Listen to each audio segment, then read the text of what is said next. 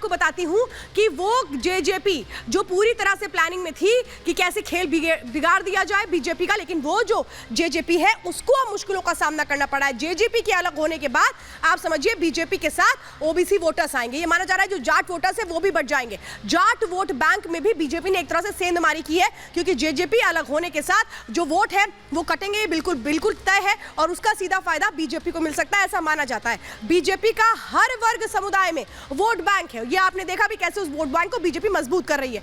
JJP को सीधे नुकसान झेलना पड़ेगा, ये कहा जा रहा है बीजेपी की स्ट्रैटेजी का हिस्सा था, क्योंकि सीधे दुष्यंत चौटाला से मोर्चा नहीं लेना चाहती थी बीजेपी, और इसीलिए ये प्लानिंग की गई थी जिसमें दुष्यंत चौटाला खुद अलग हो जाए। बीजेपी इंतजार कर रही थी कि सीट शेयरिंग फॉर्मूला जब होगा तो कैसे हम अपनी इसी स्ट्रैटेजी को अपना पूरी तरह से अंजाम देंगे। बीजेपी को लोकसभा में इसका सीधा फायदा होगा, ये नजर आता है जो अभी तक की पूरी हरियाणा की सियासत में ये पूरे के पूरे जो कदम उठाए जा रहे हैं ये। लेकिन इसके आगे की तस्वीर क्या कहती है, स्टूडियो की रिपोर्ट देखिए।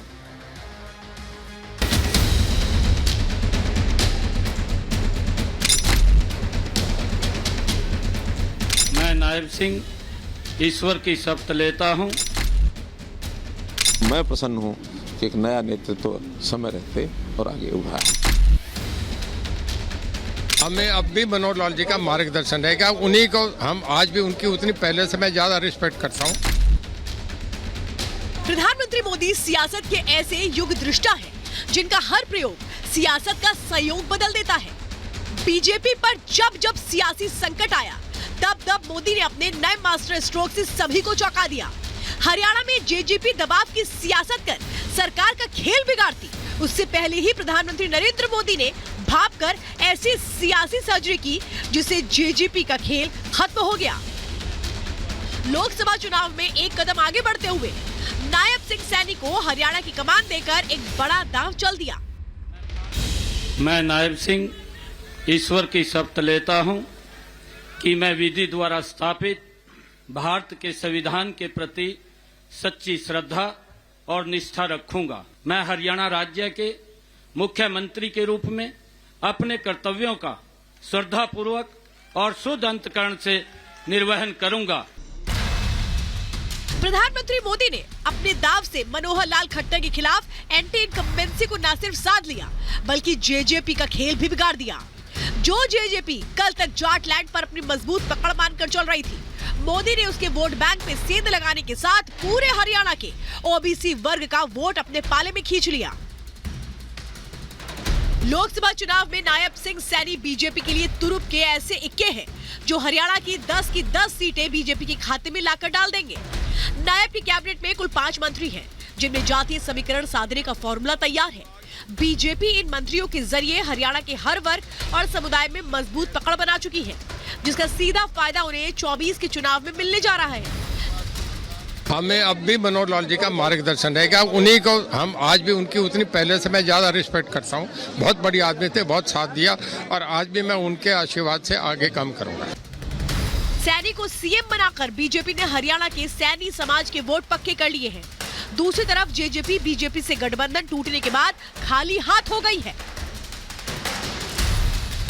हरियाणा में दिन भर चले सियासी उठापटक के बाद अब नया मुख्यमंत्री बन गया है।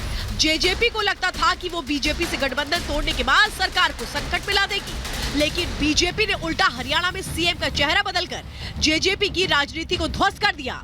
इसी के साथ बीजेपी ने अपने लोकसभा चुनाव के रास्ते का हर कांटा निकाल फेंका। ऐसे में सवाल यह है कि क्या 24 लोकसभा चुनाव में बीजेपी हरियाणा में फिर एक बार क्लीन स्वीप करेगी?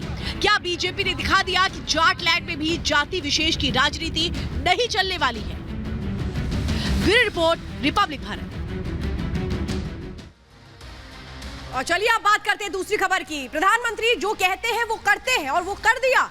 सीएए कानून लागू हो चुका है, पोर्टल शुरू हो चुका है। इस पोर्टल ने काम करना शुरू किया और कैसे पोर्टल में वो पूरी प्रक्रिया हुई है।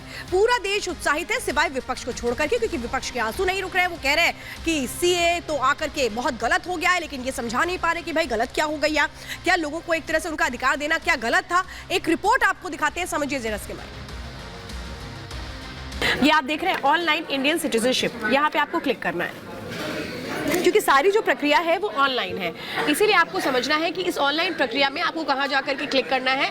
देखिए, जब आप क्लिक करते हैं तो इस तरह का एक पेज आपके सामने आ जाएगा जिसमें लिखा होगा भारतीय नागरिकता ऑनलाइन पोर्टल, यानी इंडियन सिटीजनशिप ऑनलाइन पोर्टल। आपको इसी में जाकर के अपना आवेदन देना है, जिसमें देखिए आप CAA ये देख रहे हैं आप लिखा हुआ, यहाँ पे क्लिक करेंगे। जैसे आपने CAA वाले कॉलम पर क्लिक किया, इसके बाद इस तरह का एक पेज खुलेगा। इसके बाद आप यहाँ पे आप देखिए दिख रहा है click to submit application for Indian citizenship under CAA 2019। यहाँ पे इसके बाद आपको क्लिक करना है। इसको क्लिक करने के बाद क्या कौन सा पेज खुल रहा है वो मैं बताती हूँ आपको। और ये देखिए, आप जब क्लिक करेंगे उस पेज को, उसके बाद ये पेज क्लिक करके आएगा जहाँ पे आपको अपना ईमेल ID डालना होगा। मतलब आप ये समझे, ये मोबाइल और ईमेल दोनों के थ्रू वेरिफिकेशन प्रोसेस है, जिसके बाद आप अपने एप्लीकेशन फॉर्म को भर पाएंगे। जो शरणार्थी हैं 31 दिसंबर 2014 के पहले आए हैं, उनको यहाँ पे अपना जो भी डिटेल्स है उनको देना पड़ेगा। आवेदन करने के पात्र है या नहीं है ये आपको पता लग जाएगा, और अगर आप इस कैटेगरी में फॉल करते हैं तो फिर आप इसको एक्सेप्ट करेंगे, और जब आप एक्सेप्ट करेंगे तब ये जो पूरी डिटेल है ये चली जाएगी होम मिनिस्ट्री, और उसके बाद वहाँ पे चेक किया जाएगा कि जो आपकी ओर से चीज़ें दी गई हैं वो सही है या नहीं है, और उसी के बाद आप की जो नागरिकता का प्रोसेस है वो पूरा होगा। तो देखिए, आपने अभी ये मैंने कोशिश की आपको बताने की कि ये जो पोर्टल है दरअसल इसमें किस तरीके से काम होगा, आपको कैसे जाकर लॉगिन करना होगा, और उसके बाद वो तमाम जो प्रोसेस है उसको अभी मैंने आपको बताया कि पोर्टल काम कैसे कर रहा है। लेकिन ये पोर्टल ने तो काम करना शुरू कर दिया है, लेकिन जो विपक्ष है वो क्यों नहीं काम कर पा रहा है। CAA की तारीफ करने का सवाल तो ये उठता है, अभी भी क्यों उस तरीके के घड़ियाल आंसू बहाए जा रहे हैं। रिपोर्ट देखिए।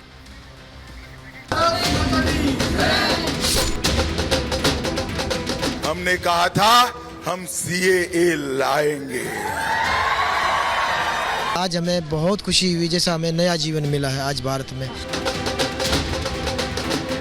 स्कूल में हमें लड़कियां चिढ़ाती थी कि तुम पाकिस्तानी, अब हमें उनको मुंह तोड़ जवाब दे सकेंगे। आज के पहले हम शरणार्थी थे, आज हम हिंदुस्तानी हैं।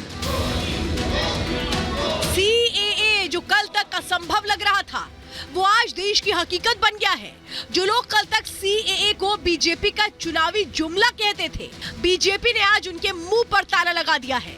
प्रधानमंत्री मोदी और अमित शाह ने CAA को लेकर के जो संकल्प किया उसे पूरा कर दिया। इसी के साथ पाकिस्तान, बांग्लादेश और अफगानिस्तान से आने वाले हिंदू, सिख, ईसाई, बौद्ध, जैन और पारसी को भारतीय नागरिकता का रास्ता साफ हो गया। CAA को देखते हुए देश भर में सुरक्षा भी कड़ी कर दी गई, जिससे किसी भी तरह की अनहोनी से निपटा जा सके। गृह मंत्री अमित शाह ने साफ कर दिया कि CAA को लेकर के किसी तरह का कॉम्प्रोमाइज नहीं होगा, और ये भी बता दिया गया है कि CAA कानून नागरिकता देने वाला है, छीनने वाला नहीं है। इसलिए अगर कोई भ्रम फैला रहा है तो उसकी बातों पे यकीन मत करिएगा। अंदर की खबर में आज आपसे इजाजत लूंगी, लेकिन अपनी सेहत का ख्याल रखिए और खूब खुश रहिए। दीजिए।